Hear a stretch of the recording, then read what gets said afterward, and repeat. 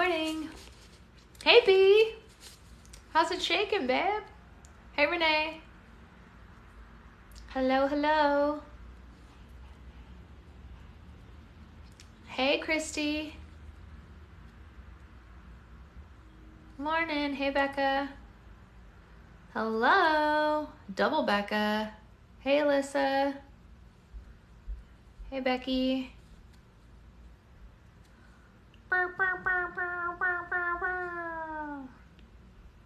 Book club. Hey, Ray. How's everyone doing this morning?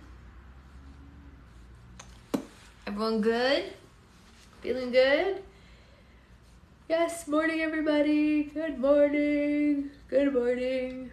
Hello. Good morning. Hey, Grace. Morning, Liz.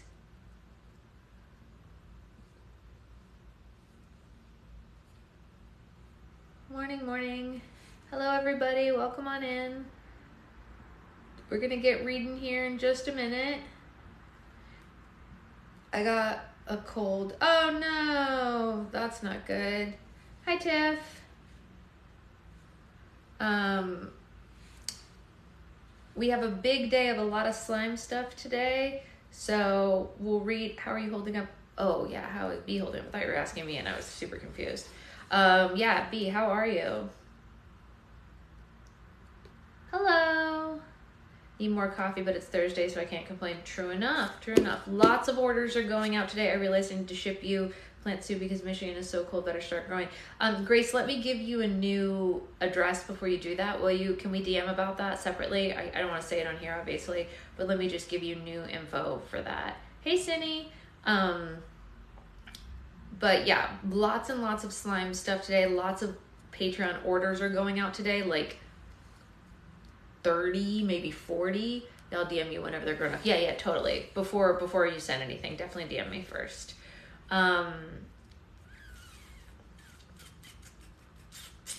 Muted right now because I have a client call in 3 minutes and hopefully they don't show up. I'm giving this thumbs up to Shelly because she can't hear me. Morning, Rosie. All right, so for anyone who doesn't know, we are continuing. Oh, Becca, we can fix it. Don't worry, honey. This is for Shelly. We are reading Enchanted to Meet You by Meg Cabot. Morning, Amanda. And we are on day 3 of this book. If you are behind, there will be recaps on YouTube. Yesterday's recap isn't up yet because it was taking literally 17 years to download last night. I could not get it to download from TikTok and I don't know why. So I'll do that this morning. I'm not sure what the issue was yesterday. I can't ever stay long on these. Is it still spicy? I mean, it was still spicy, yeah. I could read her lips reading my comment. Yes. Hey, I just got a book from the Sarah Schulman book you were reading. You got a book from the Sarah Schulman book? Which one? What'd you get? I'm so sorry. She's so much. Yeah, we finished the book we hated. We did. So this one is up on YouTube. Yeah, it is a little spicy, but I will obviously edit out anything that's too spicy, for this. All right, so let's get started. This is Jessica. Journal entry from 2005. To rid thyself of unwanted pests, place a turnip near thy breasts. Goody Fletcher, a book of useful household tips. Today at lunch, Billy came and sat next to me, because of course he did. Dinah and Mark and everyone else were cool about it, until Billy got up to get us more soda. Coke for him and a Diet Coke for me. And that's when Mark burst out with, I cannot believe this, Jess. He's sitting with us again? When is this going to end? Mark? Dinah cried. What? Mark looked mad. It's true. That guy's a dope. Worse, he's a dope I have to sit with at lunch every day because Jess put a hex on him with her witchy magic. I glared at Dinah reproachfully. You told him? Dinah gave an apologetic shrug. I had to tell him. He kept asking why a jock like Billy was sitting here with us emos. He pretty much knew already anyway after that thing with the stew a few weeks ago. You did look kind of weird walking around the cafeteria and eating it instead of sitting down like a normal person.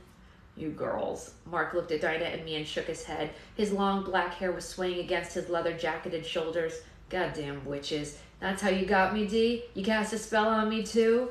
Dinah grinned and reached out to pinch one of Mark's cheeks. I didn't have to cast the spell on you, honey. You've been in love with me since the moment you saw me. Lucky for you, that's true. The adoration was always in his eyes when Mark spoke to or about Dina. It softened him. And suddenly, the two of them were kissing. Ugh. I sighed and looked at the dome-shaped skylight above our heads. Being a witch is hard, no matter how pure your intentions might be. And being a solitary witch, why can't I speak? I know, Dinah's like an unusual name to hear in 2005, right?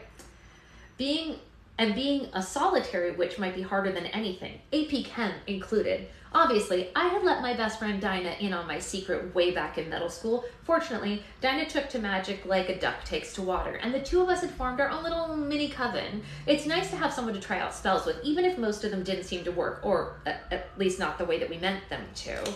But I can't say that Dinah's boyfriend Mark is always 100% supportive of our mystical endeavors. But you, he said to me, his gaze hardening when the two of them resurfaced from sucking face. Billy Walker? Really? I smiled and ate some more of my peach yogurt. Don't go worrying about Billy. I'm taking good care of him. Really good care of him. Dinah burst out laughing while Mark gagged. I'm gonna puke, he said. And what's worse, you don't even know what you're doing. Oh, I know exactly what I'm doing, I said, licking a spoon and thinking about the night before. Billy had shown up, as he had every night since I'd cast the spell, and sprayed my window with pebbles, and then the two of us had snuck out into his truck where I'd undressed him and allowed him to undress me. I stepped up my nightwear since I realized romantic moonlit rendezvous were his thing. Instead of my flannel PJs, I started wearing the lacy camisoles that I bought at Victoria's Secrets in the vain hope that someone might see me in them one day. Turned out those hopes weren't so vain after all. My inner thighs still tingled from his whisker burn. Billy had proved a very quick and eager student of my personal brand of education. No, you don't have any idea what you're doing, Mark said, because if you did, you'd know just how much of a dope that guy is. Oh, give it up, Mark, Dina rolled her eyes. Just because Billy likes football, it has nothing to do with football, Mark said. Sal's a football player, and there's nothing dopey about him. Dinah's older brother, Sal, had graduated 2 years before us and gone off to Syracuse on a football scholarship. I'm talking about Billy and the shit he says when you girls aren't around. Oh, do you mean like guy talk? Dinah egged her boyfriend. I can't wait. Come on, tell us. What kind of shit does Billy say? Mark shook his head, suddenly reluctant to speak, which for Mark was unusual, so it had to be bad. Mark's father had passed away when he was young, leaving Mama Giovanni, the family's restaurant, to be run by Mark's mother and his 3 sisters. Mark was intensely protective of both the restaurant and all the women in his life, and that included his girlfriend and her best friend. Still, he ordinarily wasn't shy about sharing juicy gossip. Come on, Mark. I had a hard time imagining Billy saying anything so awful that Mark wouldn't repeat it. What did he say? You can tell me. I won't get mad. Well, Mark glanced over my shoulder to make sure Billy was still out of earshot, and then he leaned forward, the sleeve of his leather jacket squeaking against the smooth laminate of the cafeteria table. Okay, well, if you must know, he won't stop talking about how much he loves you. Dinah's brow furrowed. Is that all? What's wrong with that? I think that's sweet. No, I mean, he won't stop talking about it. It's all he talks about. Billy used to talk about how he couldn't wait to graduate, to go to Notre Dame on a football scholarship that he got. But now all he talks about is how he can't wait to graduate and move to Manhattan and live in a loft with you and run Jess's errands and all that while she's in class at FIT. I froze with a spoonful of yogurt halfway to my mouth. Dinah and I exchanged nervous glances. What? Yeah, I thought that might get your attention. Mark opened up the Tupperware container Tupperware containing the lunch his mother had made him. Mama Giovanni's lunches were legendary, but for once I was more interested in what Mark had to say than what he was eating. Billy doesn't want to go to Notre Dame anymore because that'll mean being away from his precious Jess. He's going to skip college altogether and go straight to work at some union job if he can get it, so he can start saving up and buy you a big, fat diamond engagement ring because he's so in love with you that he wants to No. I set down my yogurt, feeling suddenly ill. Please stop. Hey, Mark shrugged. I don't make the news. I only deliver it. But moving to Manhattan and finding a cheap loft to live in is what we're supposed to do together after graduation, Dinah reminded me. Yeah, I felt numb. I told Billy that, but he must think now that he and I are together. Dinah looked heavenward and sighed. Oh, Jess. See? Mark shook his head. That's what I was trying to tell you, nutjob witches. It's great that you want to date to homecoming, Jess, but you went a little too far. Now the slob's in love with you. More than just in love with you, he wants to marry you and fill you with baby billies. Oh, God. I dropped my head down on the table. What have I done? Dinah patted my shoulder. Don't worry, she said. We'll figure something out. Maybe there's a spell in Goody Fletcher's book that will undo it. Yeah, by the way, Mark went on, polishing off his cannoli, there's no way that you two are going to find a cheap loft in Manhattan. Those only exist in dumb rom-coms that you love to watch, and I would know because my Uncle Richie's a contractor on Staten Island. Here, Jess. Billy had come back. He slid a frozen Snickers bar as well as a can of Diet Coke out in front of me. I got you this as well as the soda. I know how much you love chocolate. I felt a wave of nausea sweep over me. It wasn't the frozen Snickers, though. It was Billy and what I'd done to him. This wasn't what I'd intended. This wasn't what I'd intended at all. Oh, God. What had I done? And how was I going to fix it? Dinah was right. The book. There had to be a spell in Goody Fletcher's book that would undo this mess. There just had to be. Jess is in trouble, you guys. It's not good. Back to present day. Jessica. Boil together equal parts of fountain water and pure honey. Add a little nutmeg and dressed ginger, along with the rind half of an orange or lemon, if one can be found. Let it stand till lukewarm, and then add 3 parts of rum. All who drink in good cheer will be friends for life. Goody Fletcher, Book of Useful Household Tips. Wait, Dinah said over hot toddies that night on her brother's front porch. The guy wants you to... What?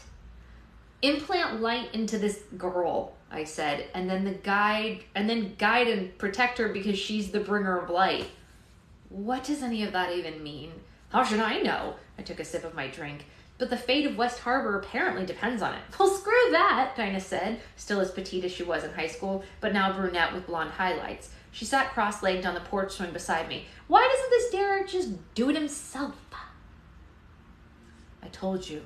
He can't. Only I can do it because I'm the chosen one. Yeah, about that. How do you even know that any of this is legit? There isn't a single guy on here who matches his description or the name Derek Winters. Dinah waved her phone at me. Not on any social media platform that I can find. Not everyone is on social media, Dinah, especially witches. Yeah, but this guy isn't even on classmates.com or LinkedIn or anything. Did he not go to school? Has he never had a job? Well, apparently this is his job, I said, driving around and telling women that their towns are in mortal peril and that they're the chosen one. I'm the chosen one, Dinah's 7-year-old nephew Toby out in the front yard declared as he swung his lightsaber in the direction of his older brother Daniel. Stand down, villain! You're not the chosen one, Daniel scoffed, his own glowing plastic lightsaber cutting the swath of brilliant red light across the darkened lawn. I am! Prepare to meet your doom! Neither of you have been chosen for anything except bed, their mother, Yasmin, declared as she came out onto the porch carrying a thermos containing more hot toddy since our mugs had been running low. Head on inside. Your father's waiting for you upstairs to help you brush your teeth and put on your pajamas. Oh, Mom. Both boys put up considerable resistance, but were eventually wrangled inside, leaving us in blissful quiet, for the moment anyway. So let me get this straight. Dinah's sister-in-law settled into one of the cushioned wicker couches and pulled a faux fur blanket over her lap since the autumn air had become more chilled than brisk once the sun went down.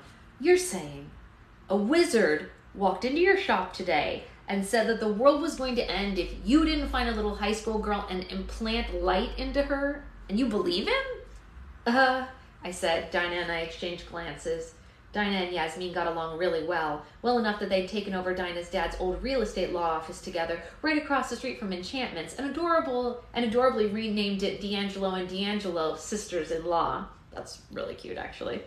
But that didn't mean book-smart but tender-hearted Armenian-American Yasmin was a believer. She tolerated what she called our little hobby, but only because she seemed to view it as a harmless vestige from our school days together, like cheerleading, except that school spirit had been the one kind of spirit that had never had any interest for Dinah or me.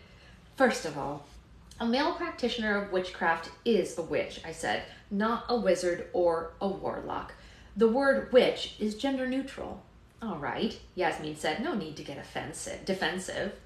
And he didn't say the world was going to end, I went on. Only West Harbor. Well, that's a relief, Yasmin's tone was mildly sarcastic. But what does this male witch expect you to do? Just walk up to this girl and say, "Hi, hello, I'm the chosen one. Come with me if you want to live."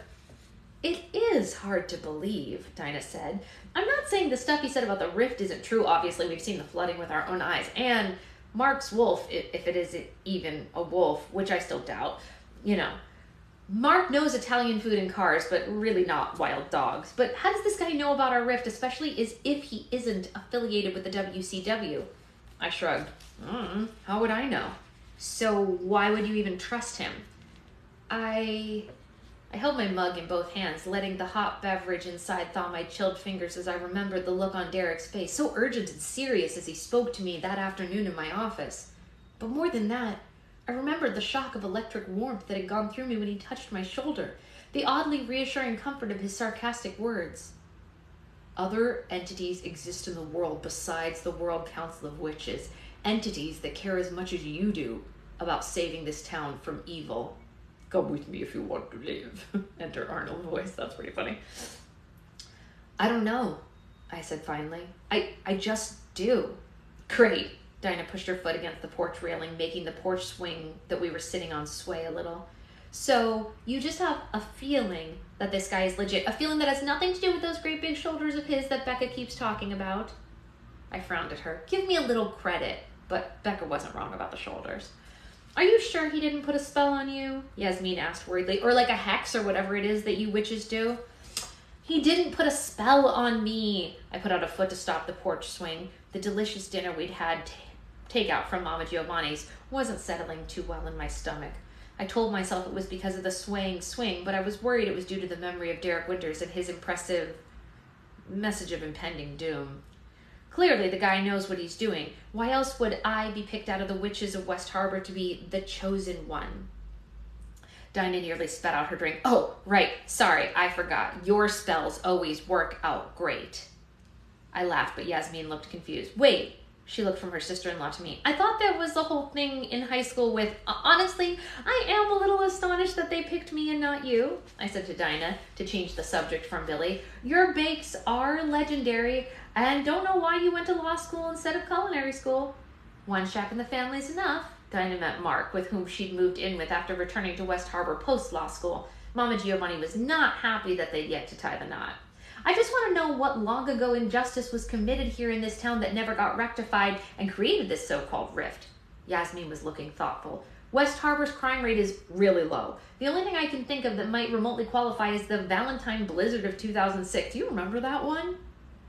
Dinah and I exchanged uneasy glances. Neither of us certain how to reply, but Yasmin, not noticing, continued. Sal was telling me about it. West Harbor was hardest hit area in the state. It came on so suddenly that everyone was completely unprepared and the power went out and some people got trapped in their cars on the interstate. But I wouldn't really call that a crime. It was just weather. It wasn't anyone's fault. It was... Her words trailed off and she finally caught the look on our faces. And then she slapped a hand over her mouth, her eyes as wide as she whispered, Wait, was that someone's fault? Was it witches? Can witches do that? Some witches can, Dinah said. A storm witch especially, but Jess and I aren't storm witches. We're cottage witches. We can do amazing money spells, but we had nothing to do with the blizzard. Her dark eyes narrowed, sending me a clear warning. Do not talk about this with my sister-in-law. No worries. The last thing I wanted to do was dredge up the memory of the blizzard I, however accidentally, had a hand in causing. But that's terrible, Yasmin cried. Does this witch council, whatever it is, punish witches who do that? Generate giant storms that hurt people? Well, sure. I took a big gulp of my drink, hoping the alcohol would help. It didn't. It punishes non-members like us who they don't consider true witches. Now Dinah was rolling her eyes at me. If the witch has a good enough reason... No, I said firmly, cutting Dinah off. That's the whole reason the World Council of Witches was formed, back in the 80s. Too many people were running around doing horrible things to other people in the name of witchcraft. Something had to be done to separate them from real witches. So this guy, Bartholomew Brewster, who's descended from a man accused of witchcraft in Salem, founded the WCW. It started out as a tiny group. But over the decades, it's gotten bigger and bigger. Dinah took over my explanation, probably because she was worried I was going to start popping off about what really happened that Valentine's Day. Especially as people have found out through DNA ancestry research that they're related to someone who was once accused of practicing witchcraft, and now bad old Bard himself calls himself the Grand Sorcerer. Wait. Yasmin blinked at us. So a guy started it? Yes, Dinah said. Of course a guy started it. In ancient times, it was usually witches who practiced the art of healing. Every society had a goddess to whom they prayed for health, who helped supply the herbs they needed to cure what ailed them, and midwives and priestesses helped apply them. It was men who began accusing these women of witches and the medicine they used as magic because they were fearful of losing their power and status in society, so they had them killed. Because men are, and always have been, jealous of women's power, especially our innate psychic power, and always attempt to co-opt it whenever they can. Now I rolled my eyes. Dinah, come on, not all men, she's talking. Oh, really? Fine. With the exception of Mark and Sal, and maybe like 4 other guys, This was the point at which Dinah's brother Sal opened the porch door and stepped out with a bottle of beer in his hand. Well, the kids are finally down. I had to read them 2 chapters of a book about a half-dog, half-man who solves crimes. What are we all talking about out here? Oh, not much. Yasmin slid over on the wicker couch to make room for her husband. He was as large as Dinah was petite. Strangers found it hard to believe that the two were related. I was just getting a history lesson about the World Council of Witches. Sal looked puzzled. The World Council of... A man came to visit Jess in her shop today. Dinah interrupted her brother loudly. Anne said she was the chosen one, and that if she didn't implant light of magic into a girl in West Harbor, it's going to be destroyed by Halloween. Oh. Sal sucked on his beer. That's a new one. What girl? I pulled out the papers Derek had given me. He hadn't told me that I had to keep my mission a secret after all, and if there was anyone in town that might know Esther, it was actually Sal. Oh, sure, he said after giving the photo a quick glance. I know her. Bingo. I feigned surprise. You do? Sure, he said. Esther Dodge, smart kid, quiet. After a devastating knee injury that had ended his fledgling football pro career, Sal had surprised everyone by returning to college, getting his master's and PhD, and becoming the principal of West Harbor High. He now ruled over our former high school like a firm but gentle giant. She's a witch? Only potentially. Wait, we know the Dodges. Dinah plucked the page with Esther's photo on it from her brother's hand. They own West Harbor Brewport. Yes, we helped them with a property line dispute, remember? Oh my God. Yasmin's dark eyes went wide. That's right. The Dodgers are so fun. They still give us free nachos at Taco Night Trivia. Tuesday Night Trivia. Is Esther as fun as her parents? No. Sal stretched and then wrapped one of his comparatively massive arms around his wife, who snuggled up to him for warmth. Esther's shy. I've hardly ever seen her talk to the other kids at school. She doesn't do any extracurriculars, and she eats lunch sitting under the emo dome by herself. Oh, Dinah clutched her heart, looking stricken. The poor thing. What's an emo dome? Yasmin asked. It's the part of the cafeteria that's under a large circle skylight, Sal explained. It's supposed to give the kids some natural light during the long winter months, but instead all it does is flood every time it rains. But why is it called... Oh, right. Because the goth and drama and band kids traditionally sit there. Jesus, dude. Dinah glared at her brother. Have you still not put a stop to that? Sal shook his head, looking confused. To what, the flooding? Do you think I haven't tried? No one can figure out where the water's coming from. The roofers say that it isn't coming from the skylight, and the plumbers say that it isn't coming from underneath. No, to the kids calling it the emo dome. It's pejorative. And this is the 21st century. Why are kids still segregating themselves into these dumb groups anyway? The goths and the emos, the band kids and the jocks, why can't they all just sit together? Gee, Dinah... sorry if the high school where I work is actually reflective of what's happening in today's society. People want to tend to hang out with people they like. Why don't you and Jess start hanging out with Rosalie Hopkins? Why do you have to be so pejorative? That's not even how the word is supposed to be. Would you two knock it off? I rolled my eyes. This is one of the problems with being friends with a brother and sister. The squabbling didn't end. May I remind you that we've just been told that our town is in mortal peril? Who cares about the emo dome? Sal, can you write me a pass or something so that I can go over to the school and have lunch with Esther on Monday? I don't want to get in trouble for trespassing on school property as a non-parent or whatever. Oh, that's so sweet. Yasmin stroked her husband's arm. Sal, write her a pass. Then Esther won't have to sit alone under the emo dome at lunch anymore. No, I cannot write her a pass. Sal said. That would break about 10 state and probably federal laws, especially for Jess to come onto school property and proselytize about witchcraft. It's not proselytizing when I have to save the town, Dinah snapped. I highly doubt the school board will see it that way, her brother snapped back at her. I realized as I listened to my best friend bicker with her brother that I'd made a mistake. I probably should have kept my mouth shut about Derek's visit to my shop, except that West Harbor was a small town and Becca couldn't stop blabbing to everyone she knew about the tall, handsome stranger in biker boots that I'd spent such a long time talking to in my office. They'd have heard about Derek eventually. But I could have told them what I'd told Becca, that he'd been an eccentric billionaire looking to buy property in town, including enchantments, as an investment, and that I'd sent him on his way. Listen, I said, putting my mug down on the porch railing with a thump. If this whole prophecy thing that Derek told me really is as dangerous as he says, maybe I should have left y'all out of it. Dinah stared at me with her mouth hanging open. Left us out? Are you serious? Of course you had to tell us. Yeah, Sal said. I need the advance notice to get gas for the generator when the end of days comes. Yasmin gave him a sour look. Of course you had to tell us, Jess. How could you think otherwise? She turned her big brown eyes toward her husband. There must be some way you can get Jess a pass to talk to Esther during school hours without upsetting the school board. Why can't Jess talk to this kid outside of school hours? Sal asked. Then none of it will be my problem. Yes, but there's a chance Esther's parents will find out. Yasmin blinked. And you know how people can be about witchcraft. Actually, Esther's parents would probably be pretty open-minded about it. Dinah looked thoughtfully. Remember last year at Bruport's Halloween costume contest? Virginia Dodge dressed like Ursula, the witch from Disney's The Little Mermaid. Of course, you can't guarantee anyone who loves Disney movies enough to dress like a witch from one of them is going to be open to the idea of their kid actually being a witch, but... Sal looked upset. Isn't Ursula an evil witch in that movie? The boys were just watching it. That witch was definitely evil. Well, it depends on your point of view, Dinah said. Ursula made a business agreement with the Little Mermaid, her voice in exchange for a pair of legs. And then the Little Mermaid tried to renege on the contract. Personally, I don't really blame Ursula for being pissed about that.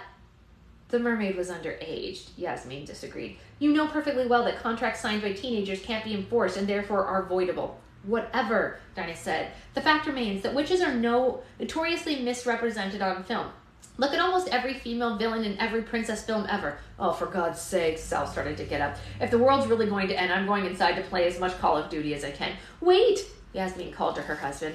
What about the mentor program? That one that helps pair local business owners with an high-achieving high school student and guarantees them college scholarship money. You were telling me just the other day that you need volunteers, so I'm sure there must be room for Jess, Sal winced. That program is so that students can learn about the advantages of business education, he said, not witchcraft. I'll tell Esther about the challenges of being a female entrepreneur, I promised. And a witch. The Brewport is one of the most successful businesses in town, Dinah pointed out. Why would Esther's parents sign her up for a mentor? Hello, Yasmin said, rubbing her thumb and finger together and waving them in Dinah's face. Free scholarship money. It doesn't matter how well you're doing financially. Every parent wants more. Of course they're going to sign her up. I'm going to sign the boys up when they're old enough. Sal dropped his head into his hands. This is not happening. It's okay, Sal, I said. I'm the chosen one. I'll be a good mentor to Esther. I won't let anything weird happen to her or your school. Oh, sure, Sal said through his fingers. You mean like with Billy? In the stunned silence that followed, I could hear Sal's neighbor's television next door, and farther off the soft sigh of the sea. No one spoke. No one even seemed to breathe, until Dinah finally said, That was harsh, Sal. Way harsh. You know that wasn't Jessica's fault. Yeah. Come on, Sal. Yasmin looked horrified at her husband. Billy is completely over Jessica. He's married now with kids. Dinah and I saw him the other day at Stu Leonard's. He seems really happy. See? I smiled, though I wasn't sure it was convincing. I'm not saying Billy didn't go through a hard time. Who didn't as a teenager? But he's happy now. Everyone's happy. Now, let's just make sure it stays that way. Write me a pass so I can meet Esther. Sal lifted his head, but he didn't look thrilled. Fine, whatever. You witches are going to do what you want anyway. You always have, and you always will. Yay! Yasmin flung her arms around her husband's neck and kissed him, while Dinah and I exchanged looks of relief. It was a small victory, but it was important to celebrate the small victories. Ah, shit, Dinah said a second later, glancing at her phone. I gotta go. Mark's working late at the restaurant, and one of us has to go home and let the dogs out. Jess, did you walk over, or do you want to lift home? Or would you rather walk? Ride, please. I only lived a couple blocks away, but my feet were aching from having been on them all day. The fall into Valsale had been a success, but it had taken a physical toll. I couldn't help but thinking about the warm, restorative blanket in which Derek's touch had wrapped me earlier, and how it had made all the pain disappear. Was it only his fingers that possessed this magic healing power? Oh my god, what was the matter with me? What's up? Dinah demanded as we got in the car. You're so quiet. You're not pissed at Sal for that dumb thing he said about Billy, are you? What? I startled. I reached for my seatbelt. Oh, no. I was thinking about something else. About Billy? I thought you'd let that go. It really wasn't your fault. He's completely over you. Yasmin and I really did see him with the kids at Stu Leonard's the other day. He honestly does seem happy now. Ish. That ish caused my heart to twist with guilt. I hugged myself even though it wasn't that cold out. I wasn't thinking about him, I swear. Okay, good. Dinah switched on the engine because I want to hear more about this guy from the store this morning. Did he really have silver eyes? Because that's what Becca's going around telling everyone. I wouldn't say they were silver exactly. Except that as we pulled away from her brother's house, I could have sworn I saw Derek's silver eyes flash at me from behind the wheel of a Fiat 500 just parked down the road. But that was impossible, because that would mean that Derek Winters had been sitting in an absurdly small car watching me drink hot toddies all night. And that was too stupid to be possibly true. Dun dun dun! Amazing. This is going extremely well. Hey, Anya, I promised to upload the 2 yesterday's and today's shortly, and tons more slime stuff today. Like I said, lots of orders going out. Patreon orders are going to go out like crazy today. And that's all. All right, I'll see you guys later. Yeah. Yeah, no, I know.